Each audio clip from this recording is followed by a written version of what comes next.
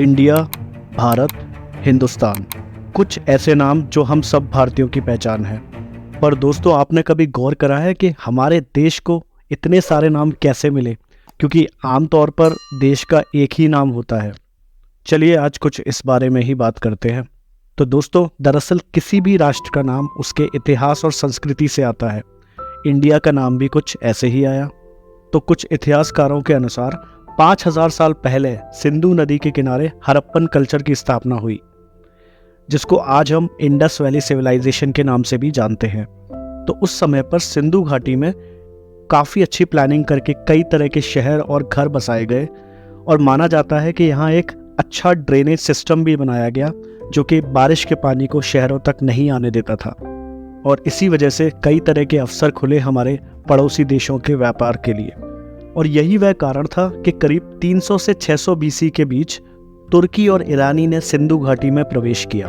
अब हर देश की भाषा अलग और बोलने का लहजा भी अलग, तो वह लोग सा को हा बोला करते थे, और इसी वजह से उन्होंने सिंधु को हिंदू पुकारा। और कुछ समय बाद वहां पर रहने वाले लोगों को हिंदूस पुकारा जाने लगा। और फिर 550 से 450 बीसी के करीब ग्रीक खोजकर्ता और लेखक स्कैलिक्स ऑफ कैरिनंदा सिंधु घाटी आए पारसी राजा से मुलाकात के लिए। और क्योंकि वह लेखक ग्रीस से आए थे, तो ग्रीक लैंग्वेज में एच साइलेंट होता है, या ये कहिए कि एच बोला ही नहीं जाता है। तो हिंदूस बना इंडोस, और यही नाम वह अपने साथ यूरोप भी लेके गए, और कुछ समय बाद यह इंडोस बन गया इंडिया। तो दोस्तों, कुछ इस तरह से हमारे देश का नाम इंडिया पड़ा। अब जैसे जैसे समय बीतता गया, तो सिंधु घाटी के किनारे और भी लोग आकर बसने लगे, और जैसा मैंने पहले बताया कि बाहर के लोगों ने उस जगह पर रहने वाले लोगों को बुलाया हिंदूस, और उस स्थान का नाम रखा हिंदुस्तान। तो दोस्तों, इस तरह से हमारे देश का नाम हिंदुस्तान पड़ा। अब बात करते हैं कि हमारे देश का नाम भारत कैसे पड़ा। तो दोस्तों, इसको लेकर कई सारी मान्यताएं हैं।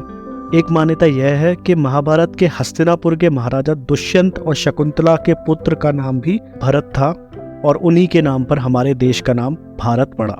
वहीं एक दूसरी मान्यता के अनुसार भरत नाम के एक चक्रवर्ती सम्राट भी हुए थे, जिनको चारों दिशाओं की भूमि का स्वामी भी कहा जाता था, और उनके नाम पर हमारे देश का नाम भारत पड़ा।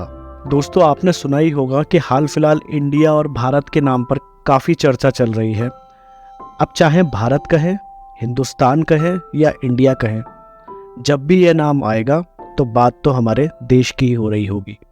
अब जिसको भारत बुलाना है वह भारत बुलाए, जिसको हिंदुस्तान बुलाना है वह हिंदुस्तान, और जिसको इंडिया बुलाना है वह इंडिया बुलाए।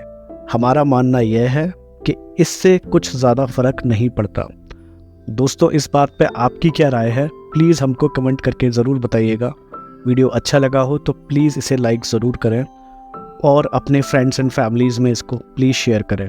और दोस्तों, ऐसे कई सारे इंटरेस्टिंग वीडियोस हम आपके लिए हमेशा लाते रहेंगे, इसलिए प्लीज़ हमारे चैनल को सब्सक्राइब ज़रूर करें।